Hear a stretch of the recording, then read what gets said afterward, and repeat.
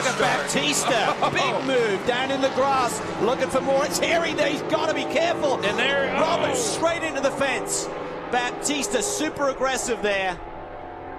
And yeah, obviously Roberts turning in didn't realize Baptista was there, and he just speared left, and immediately a full course yellow. What a shame. Fred Roberts, his second consecutive GTS A category pole, started 5th overall, and that was a rough ride, certainly. And you're right. I mean, you know, Baptista got a mega start. He did, and I knew he was going to be aggressive. They were very frustrated after qualifying. Yes, they had a fast car in practice. He qualified down on the 5th row and wanted to make some moves early, but you know, I think that's a consequence of someone coming to this track for the very first time and not knowing the racing dynamic of putting your car in a spot you really shouldn't be in. There's a kink there. You're in the grass. Everyone's packed together, and that was a super aggressive move there by Rodrigo. And we've got some of the EV equipment already on station, and you can see some of the crew talking. The Cadillac Escalade, the official medical vehicle, on its way as well. Cal, let's go back and take another look at that start. And we were right off the bat focused, obviously, on that front row and the great launch that Lawson Aschenbach got. But Baptista in the red and silver Porsche is the one that really made the move. Yeah, look at the 5th row on the left side of the screen as we're looking at it.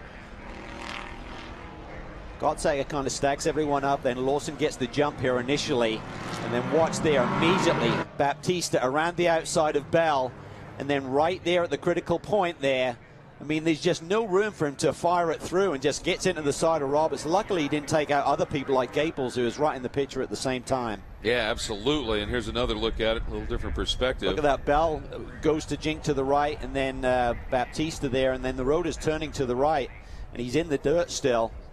And you can see he actually breaks the right front suspension. Yeah. I think the right front suspension was broken, and that fired him across the road.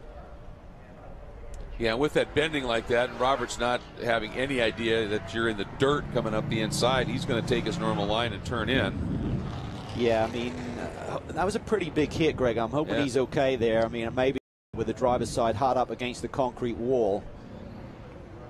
That's probably it. It's just he's just still sitting right up against that wall there. Escape from the car. Little ginger. Yeah. Obviously, I'm sure he got rocked a little bit, but how cool just to climb into that ambulance on his own power. That is the best news we could have imagined. Well, that's smart action on behalf of the driver, indicating to the crew what exactly going on with your body, and certainly for the crew not taking any chances and just taking their time to make sure he gets out of the car safely. Yep, and I think you may have been spot on too with the way that driver's side was just up against the concrete. It was very difficult to get him out the other way, because you know, a lot of times coming out the other side, you got all kinds of bracing. Turn, yeah, you don't want to mess with that.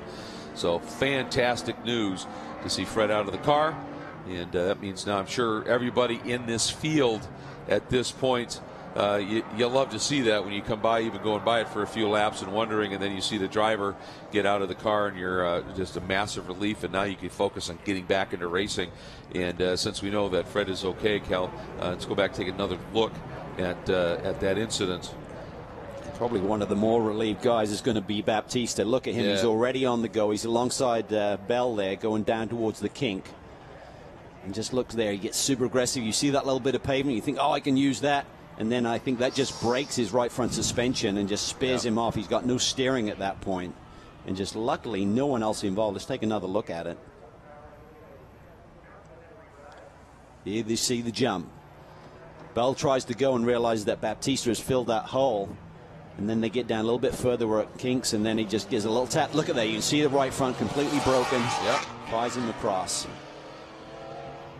And now that everything has been done, a black flag is coming for the number 3 of Baptista. Jeff, what's the word from the officials?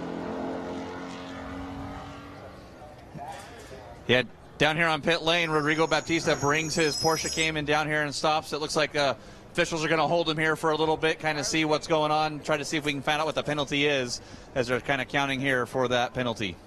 All right, getting word it's contact at the start, and it's clearly a stop and hold, not just a drive through or a stop and go. So that's going to set him back just a little bit. So, and but he was in that grass right as Fred was turning in. That second contact was what broke it, wasn't it? Yeah. Just broke the toe link, I believe, on the right front suspension and just sped him across the road. Baptista comes into this race third in points. This is one of our championship contenders, even though both he and Barker, who's second, are a long way back of Lawson Archenbach. Yeah, and that's a very good point. You think about Lawson's got that big lead, but Barkey, Baptista, Ian James, Nate Stacy, and that group is